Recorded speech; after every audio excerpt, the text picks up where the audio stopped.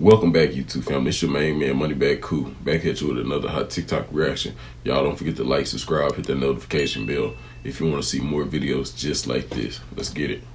So I have been reading the Dead Sea Scrolls, the Apocrypha, and specifically the Book of Giants, and one thing I don't understand is why society tries to treat these books as if they are not real. The Book of Giants is literally terrifying, so I can see why people rather call it conspiracy than recognize that it is part of history. So I'm going to share some of these things with you and show you the Book of Giants, and we're going to go through it together. Those of you who are unfamiliar with the Apocrypha and the Dead Sea Scrolls, the Dead Sea Scrolls contain parts of the Apocrypha, and the Apocrypha are books of the Bible that were left out of most Bibles. The Apocrypha was left out of Bibles because they include things like visions of the apocalypse, things about aliens, and stuff that just does not align with modern religion. Dead Sea Scrolls were discovered in 1946 over a period of 10 years, and it was found off the west bank of the Dead Sea, and it includes Jewish manuscript from the Second Temple period. So these set of scrolls were found in a cave called the Qumran Cave, and they contain things from 1st and 2nd BC. This will be the next episode on my podcast, which you can find on Spotify under the name That's Insane with Aja. Actually go and see the Dead Sea Scrolls. They're on display. Well, some parts of them, because other parts are kept locked away in the Vatican. Yes, I know. They're in everything. But anyway, the Dead Sea Scrolls are ancient manuscripts that were discovered between 1947 and 1956 in a set of over 11 caves near the Khirbet Qumran on the northwest shores of the Dead Sea, hence the name Dead Sea Scrolls. And they are approximately 2,000 years old, and they date all the way back to the 3rd century BCE and to the 1st century BCE. So in this literature of the Dead Sea Scrolls, they come across the Apocrypha, which are taken books from the Bible. It's crazy in itself because there are multiple works of literature from all around the world that reference the same set of Apocrypha. Basically, there are 10 manuscripts of the Book of Enoch in the Dead Sea Scrolls, as well as the Book of Giants. The Book of Giants in itself is absolutely wild, so let's just dive into that now. Have you ever heard the story of Noah's Ark and be like, wow, there's something missing? That's where the Book of the Giants come in. Basically, this Book of the Giants tries to explain why Jesus sent the flood, and it talks about how fallen angels came to earth and were mating with many different species, and that they took 200 goats, 200 of this, 200 of multiple animals, and that they were mating with humans, and this created giants. So the story of the giants starts around Genesis, and it says that these fallen angels came to earth and they were corrupt. They were taking advantage of humans, and they were doing corrupt things with animals. They were taking 200 of every species, and that they created offspring, which were the giants. There were these various breeds of giants that were created from the fallen angels that came down here and would do unspeakable demonic things, and they were called the Nephilim, the Gibram, and the Rephaim. And this began the early half-breed races, and they actually fought against God and his righteous followers, whose number diminished as the world was overwhelmed with corruption of evil. Then another offspring called the Machian were fragments, and they gave these wicked ones the general name demons. Yes, and they were also called bastards because they had fathers that were fallen angels but no mothers. I'm going to have to do a part 2, but the Book of Giants actually has a lot of apocalyptic stuff like in it, as well as talking about demons and their originality and just parts of the Bible that seem like gaps. It kind of fills it in along with the rest of the Dead Sea Scrolls. So if you guys want this to be a series, please let me know, and thanks. Now, what I like to say is, y'all remember when the scientist that was unalive that told us about the giants and UFOs down there under Dulce Base, and the same scientist that got his finger, or almost some of his fingers shot off, and got shot in the chest by some UFOs, or some aliens, I can say UFOs, some aliens underground, supposedly great aliens underground, when they were on a military operation. And he was telling us about these giants and these aliens underground allegedly working with the military underground, and that you couldn't mention Jesus or God down there, and if you did, then they would, basically it was against the rules down there. You couldn't mention Jesus or God, but if you did, it will mess with them or whatever. They didn't want to hear his name, and that tells you what they are. But they say they were aliens. But you heard it in this. And you heard her say in the Apocrypha that just like in the Book of Enoch, they mentioned aliens. Like we always say, and like I always tell y'all, I believe personally that the aliens, so-called aliens, are demons. Some could have been fallen angels, but I believe the ones today is so many that they are demons. You know, I'm not trying to push that on you, but you just do your own research and use your own discernment. That's all I'm gonna say, you know. And don't forget, these videos are for entertainment purposes only. You know, y'all always do your own research. Never go by what I say, what you hear in these videos. But like I say, do some research and then, you know, get back with me and let me know what you think. But let's continue. The Book of Giants appears to be for real. It is in this book, Complete Apocrypha. I just reviewed it and I will include the link to where to buy this. So this is kind of a summary. The Watchers or Messengers descend to Earth. Their hybrid offsprings are giants. They observe all the creatures, including humans. They choose 200 specimens from each variety of creatures on which to perform ungodly acts, whatever that is. And as a result of this, there are giants, monsters, and corruption fill the earth. And then finally the flood comes. So now this is a very interesting story, which is obviously not in the Bible, but it's somewhere in the Dead Sea Scroll. So it's quite old. It's about 2,000 years old. So again, this is a sample of some of the incredible material in this book, okay? So you can buy it from the link I provide right here. Now we all know where giants, you know, come from. They come from what? The fallen angels and the humans they made it with on Earth. I mean, we just putting these puzzle pieces together right now, and then they talking about the aliens, or you know what I'm saying, ancient aliens, which are probably were ancient deities or ancient fallen angels or ancient, you know what I'm saying, Nephilim. I ain't gonna say Nephilim, but ancient demons. You know, just let me know what you think about that. You know, maybe I'm tripping. Maybe you got something better to, you know what I'm saying, put together and inform me with. Let me know though. Secret clearance, I was able to go into restricted areas, which this was. And I walked into a photo lab, which was the NASA lab across the hallway. At the time, I was talking to one of the techs in there, and he drew my attention to a photograph, a NASA photograph. And this was an aerial photograph of the Earth, I'm assuming the Earth, because it had pine trees on it. And the shadows of the craft, or whatever it was, were in the same angle as the trees. And by its very nature, UFO, and I wanted to clarify that to a gentleman that was talking to me, means unidentified. So I did not know what this was. But I realized at this point that it's very secret, that it was kept secret, because I asked him, what are you going to do with this piece of information? And he said, we always airbrush these out before we sell them to the public. After that, I decided I would ask questions to other people. A guard told me that he was asked to burn some photographs and not to look at them. And there was another guard guarding him, who was in green fatigues, watching him burn the photographs. And he said he was too tempted. He looked at one, and it was a picture of a UFO. And he was very descriptive. I can go into that later with anyone. He immediately was hit in the head, and he had a big gash in his forehead. He was knocked out, and he was terrified, so he would have to be protected. So I do want to let you know that I worked out there for a number of years, and I ran into this. So it's not something everyone knows that works out there for a long time. My boss didn't know about it. Some people that sat right next to me didn't know about it. It's very strange, because I don't know how they can do it, but they can let some people know about it and then others not.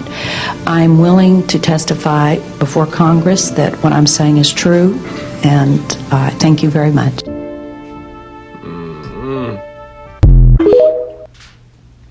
Now, y'all, this video, it's all gonna add up, you know, in the end. Like I like to say, you know what I'm saying, we building, man, we cooking here, let me cook. I really think, I really think these, you know, I think these people know that these are demonic beings and not really aliens, you know. But let's just keep going and see what we can conclude from this. Forgive me for my appearance. I just worked a 12-hour shift, and I am I'm exhausted. Information about CERN a lot, and it just keeps coming up in all my research. And we all know this. I mean, we all have already had this idea that CERN is a portal. I mean, it even looks like a portal. And they're already saying they're bringing stuff, you know, trying to pull stuff in and this, that, and the other. And even Stephen Hawking said he don't want nothing to do with what they're doing. You know, like he said that they're dealing with stuff that they don't know what they have no idea what they're dealing with, and they're going to bring something in that they can't put back, and they really need to like not be doing what they're doing. So they're messing with things they don't know about. If you don't know what this is, I want you to watch it. Just watch this. It'll kind of give you an idea, explain to you what they're doing, and how dangerous it is what they're doing. And if you've ever watched Ghostbusters, okay, you know how they had them canisters that they collect their little spirits and their demons and demonic little stuff in? CERN has these type canisters that they collect their antimatter in. The antimatter, dark matter, the stuff that they're looking for. They really don't know what dark matter is. They're pretty much guessing what dark matter is. Dark matter is basically I look at it as it's the other side. You know, it's the other side. Once you watch this and see what happens once they find dark matter, I didn't know this. A lot of this stuff I didn't know. I also didn't know that the World Wide Web, created by Tim Berners-Lee, who's a scientist at CERN in 1989. And it was created because they're trying to get into parallel universe. They're trying to find out about parallel universes and other dimensions and stuff. That's what they're really doing CERN for. And they even mentioned it in this, a little bit, snippet in dimensions into this video that I'm talking about. I do my research. So anybody that sends me that trying to say somebody that's living in their parents' basement, you know, swearing up and down that's not who. Yes, it is. Google who created the World Wide Web, and you're going to get that answer. Okay? We're being lied to about everything. It's a little scary when you watch how this works, how CERN works. Just watch this and hear the stuff that these guys are talking about, what they're doing and how they're doing it at CERN. I'm just going, wow. They don't even trying to. People watch this and go, they have the ability to literally blow up Europe. Now, you hear what she said now. At the end of this video, you know where it's going to show, like, the next videos you can watch. Okay, I'm going to pick this is CERN and this is the dark matter video. So y'all can check both of them out so you'll understand more where she's going with this, and more about how when I say that the aliens that they talk about aliens are really demons, because they do demonic ceremonies and stuff like that. That's CERN, you know, like rituals to, you know, before they even start these hadron colliders and stuff, the hadron collider and stuff. But like I say, we cooking here, and like I say, be looking for that at the end of the video. I want y'all to check them out, especially if you're new to the channel.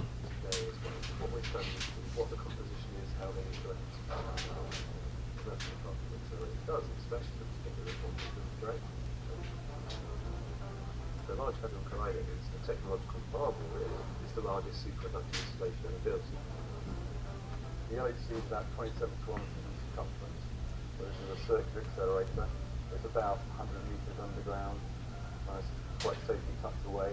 There's a tunnel which is about 4 meters in diameter, in which the accelerator sits. It operates at minus 271 degrees. That's 1.9 of the absolute coldest temperature you can ever have, colder than outer space. The vacuum inside it is such that it takes more atmosphere on the roof. And then what they do is they'll try and reconstruct what actually happened at the collision point. The LHC is a big time machine. It brings us to a time of a billion per second after the Big Bang. So there you can understand how the universe is made. This, for instance, might be a incredible outcome. With all our understanding of the world, of the universe, we understand only 4% of what's out there. Because the other 96% is made by what we call dark matter. Matter which doesn't emit light. one of the things with my family, the famous love particle physics, because on all the things we have understood, we don't have understood yet what is the origin of mass. And this particle is elementary. Imagine if we could discover that there are other hidden dimensions which are maybe very compacted, because now we are cold nucleus, 13.5 billion years after it was revealed.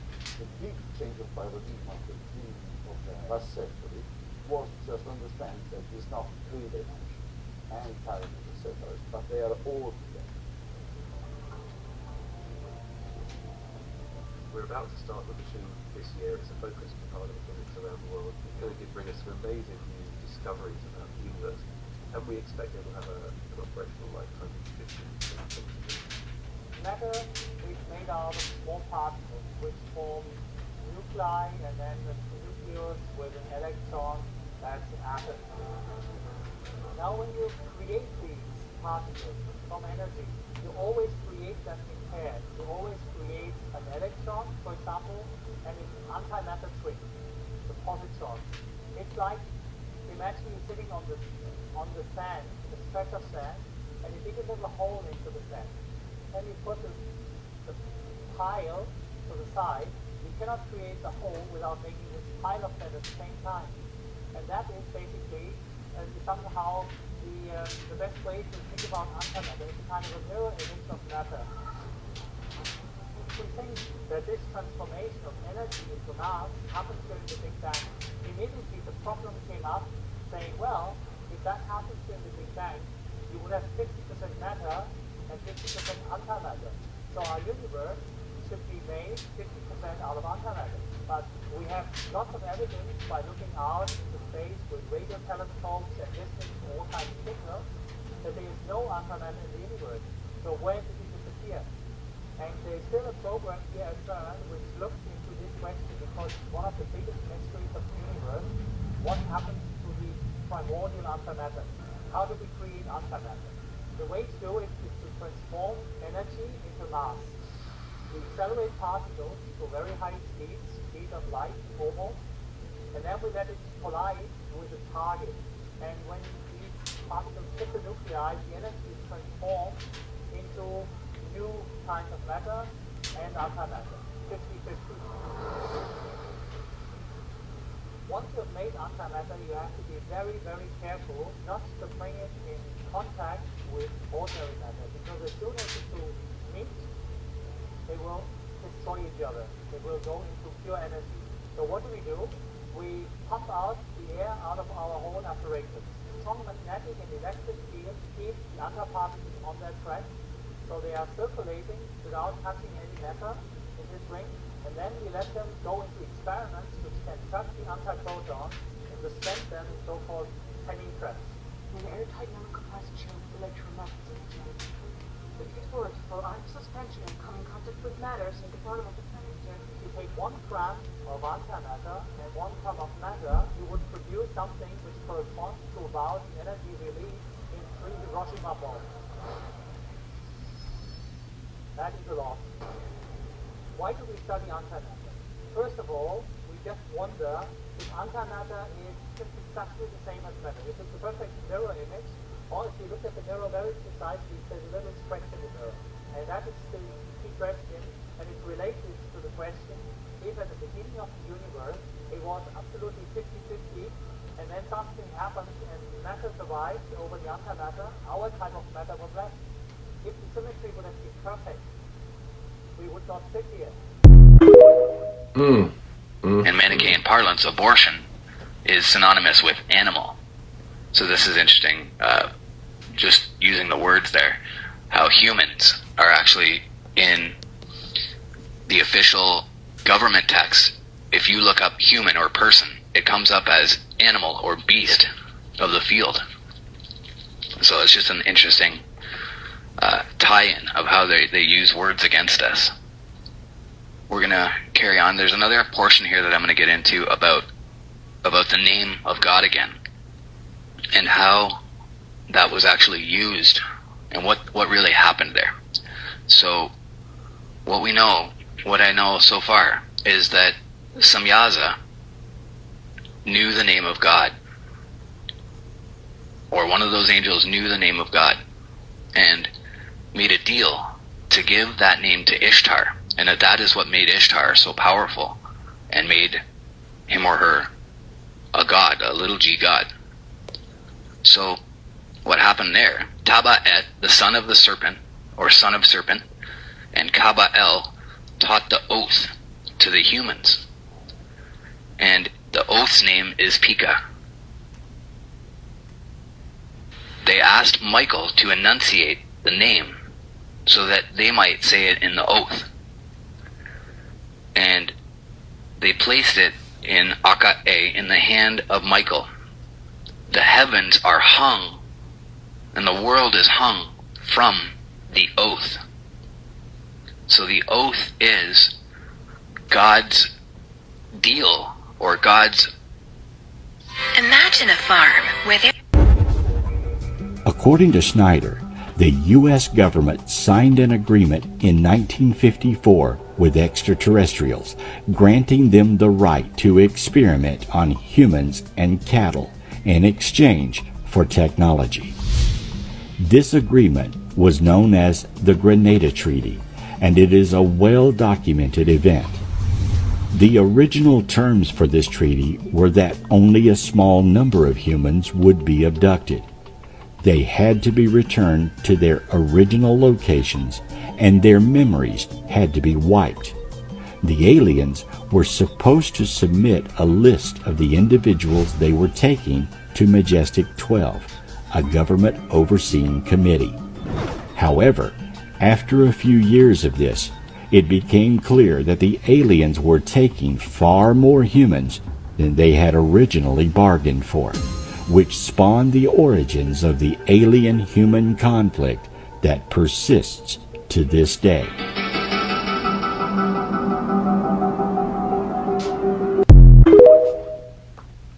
Now y'all see that they showed the aliens or UFOs abducting cows and stuff, and they tell you about all that stuff. Now, remember the days of Noah, whenever they talked about the gene splicing and everything, the chimeras and all that type of stuff.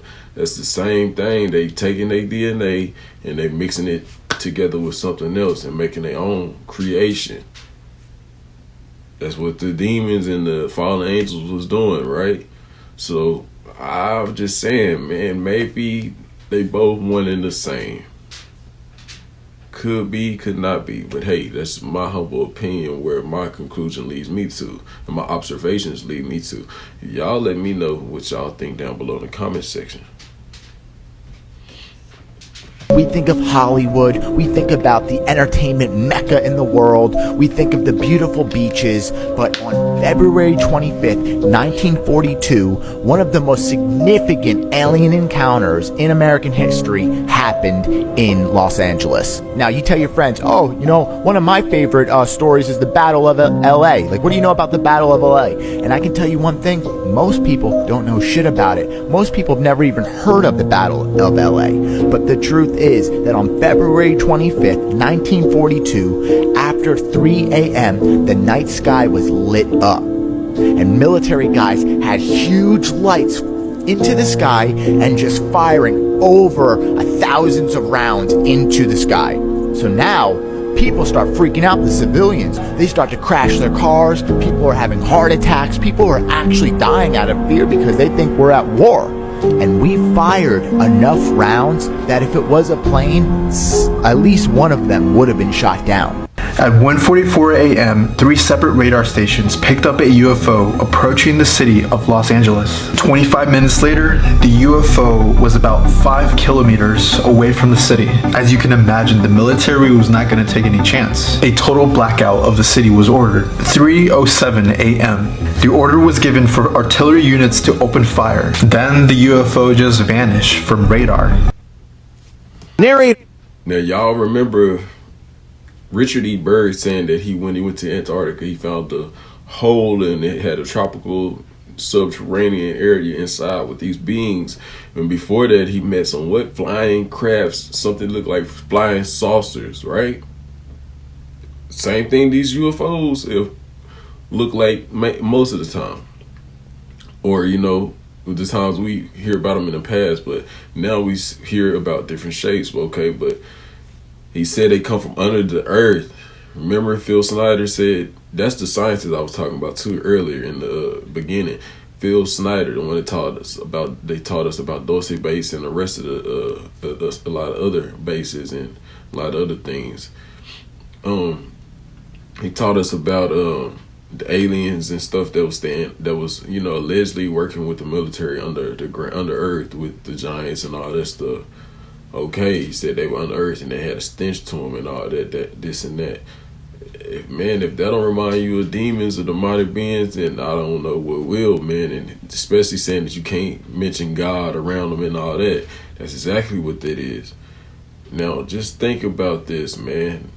This alleged battle of LA had these crafts coming up over it, and they were shooting at it, and nothing, they saying that nothing took it down, nothing didn't even affect them at all. Nothing. It didn't do nothing to the crafts. Their bullets and stuff was like it wasn't even hitting it. I mean, just put all that in together, think about it and put it together, and let me know what your, come together with your own conclusion, and let me know what you think down below in the comment section. Make sure you're observing though, right? So you come up with a pretty logical conclusion. In 1942, Los Angeles experienced a night of panic and pandemonium, all thanks to a false alarm. But what really happened that night? Let's take a closer look. Private Jenkins is nervously scanning the skies with binoculars. Private Jenkins. Trembling Sergeant. I swear I saw something up there. Sergeant O'Leary. Rolling his eyes, Jenkins. It's just your imagination. We've been on edge since Pearl Harbor. Suddenly, searchlights flood the sky and anti-aircraft guns start firing. Sergeant O'Leary. What the? Who gave the order to fire? General Thompson enters, holding a walkie-talkie and wearing a tinfoil hat. General Thompson. It's an invasion.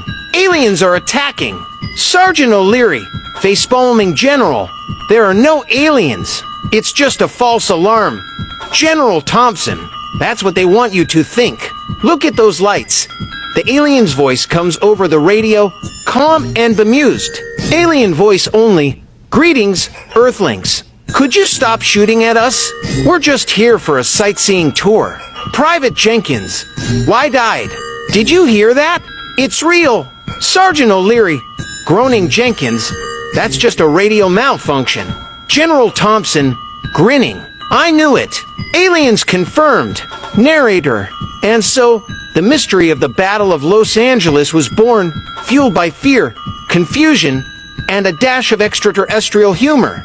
The camera pans out as Jenkins, O'Leary, and Thompson argue, with searchlights still scanning the sky and the alien laughing softly over the radio narrator. Sometimes, the truth is stranger and funnier than fiction.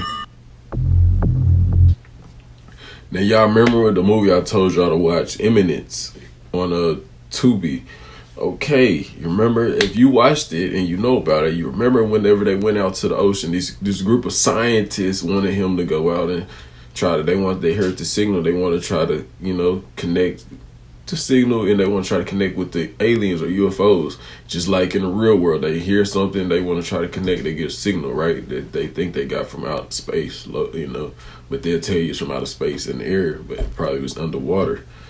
Okay, and they went to this spot where they, where they got the signal from, which happened to be the Bermuda Triangle. If you know about that, then you know what's going on. And they got out there, and the captain of the boat, and he was a real religious man. He really told them, like, it ain't what y'all think it is. They kept trying to be like, it's that, it's aliens, and he kept telling them the word and what was written in the word, and that it was demonic beings and it was demons or the devil, and they just scientists. It ain't science. It can't be proven with science, and it can't be true. It's not true. And they were, basically they were like against God. They didn't believe God. They didn't believe in him. One girl, she used to believe in him. She was raised up Catholic, but we know how they, the Catholics are. Nothing against y'all, but You know what I'm talking about. Like, and she was like, oh, I don't believe in it. My parents were, you know, I was brung up. My mom was, and all that. But look, long story short, they got there and they had a fish trap, and they lifted it up, and the fish were cooked underwater. And he mentioned a scripture. I can't really remember it offhand right now what it was, and that the waters basically was like oil or something, and it cooked the fish. And that same trap he threw back down, you know, with the cooked fish still in it. And later on, you know, they pulled it back up, and it had a pig in it. And if you remember about the guy who was infested with the demons of Legion, the Legion of Demons, and he told Jesus to don't send them back to hell, to cast them into the swine. Okay, that goes hand in hand together, because he lifted it back up and it had a swine in it and not the fish. And everybody knows ain't no way a pig gonna be ending up in a fish trap underwater, you know, and come up alive. But like we know, the Bermuda Triangle is strange, so we know that's the devil's triangle, really. But that's all I'm saying. Y'all put it all together, man. Like it's a puzzle piece, man. This all is a puzzle. You know what I'm saying? We cooking, so yeah, it's kind of. I know, man. Like they say though, the truth is stranger than fiction. Just put it together though. But like what I'm getting at is that it happened to been really the devil and demons, or the devil and not aliens, is what I'm saying. You know, just pay attention.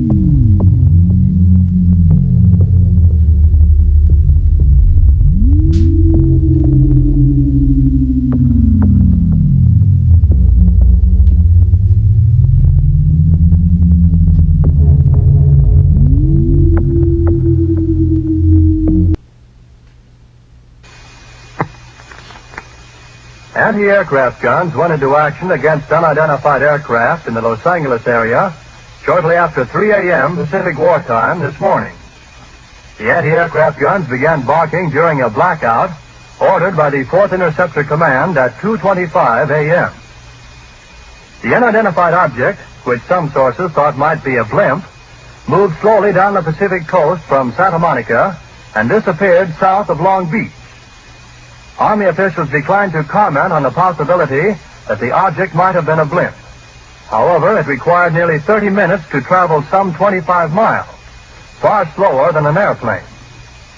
Watchers on the rooftop of the Columbia Broadcasting Building in the heart of Hollywood could plainly see the flashes of guns and searchlights sweeping the skies in a wide arc along the coastal area. Concussion of the shells could be felt in downtown Los Angeles, 15 miles away. U.S. Army planes quickly took to the dark skies, but whether they contacted the object has not been announced. Army officials say they will not comment until they receive a full report of the action. Although some watchers say they saw airplanes in the air, semi-official sources say they probably were the U.S. Army's pursuit. Several observers say they saw one or more planes spotlighted by 20 or 30 searchlights. The object moved southward, presumably over Huntington Park at the western edge of Los Angeles, and on southward to about Long Beach on the coast. By 3:30 a.m., observers said the object appeared to be over the south of Long Beach. Searchlights closely followed the object down the coast and kept it centered in their glare. Shells frequently could be seen bursting near the object, but none appeared to hit it. The shooting stopped about 3:30 a.m. The shooting brought warfare to the front door of this city of 1.25 million population for the first time since December 7th. Already it was alert to the presence off the Southern California coast of a Japanese submarine which had pumped 25 shells into an oil field north of Santa Barbara Monday evening. Because of the presence of the submarine, a 3-hour alert was ordered at dusk last night, and civilian authorities stood at their posts while the Army and Navy continued their search for the submersible. The evening alert ended at 10:23 p.m., but another was sounded at 2:22 a.m., and the blackout followed within 3 minutes. It covered Los Angeles County from Santa Monica to Pomona.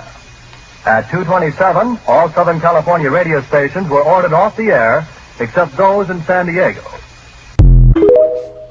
Now pay attention to the dates, man. Like I say, sometimes you got to think outside the box, outside of what's the norm, what we used to seeing in the norm, because sometimes it could be bigger than what we actually see and what we think it is. Just like I say, just pay attention to the dates, though. Check this out. The Battle of Los Angeles really happened, but was it war jitters or UFOs? You decide. In the early hours of February 25th, 1942, Los Angeles was plunged into chaos and confusion during an event that would later be known as the Battle of Los Angeles. Just weeks after the attack on Pearl Harbor, tension and fear of enemy air raids were at an all-time high on the U.S. West Coast. It all began shortly after 2 a.m. when air raid sirens sounded, prompting a citywide blackout.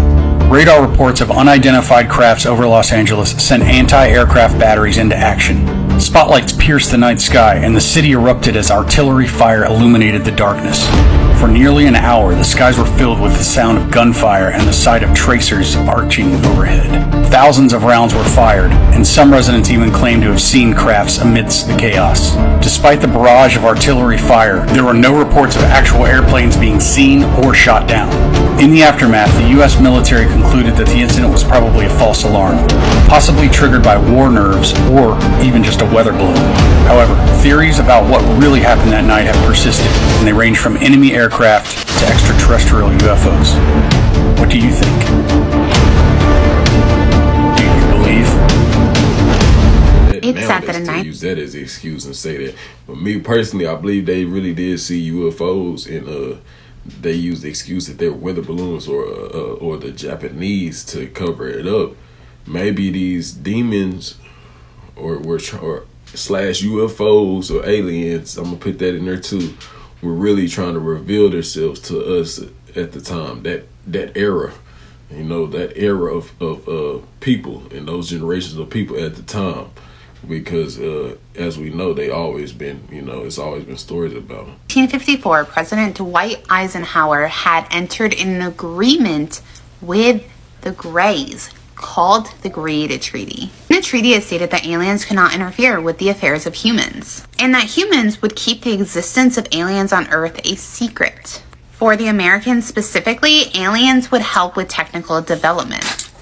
But most alarming, the aliens would be allowed to take humans and aliens for experiments for scientific purposes. The Greys would have to submit the names of the people they took to a secret government committee known as the Majestic 12. And after the experiments were done, they had to send the people back. And they had to have their memory wiped so they didn't remember anything.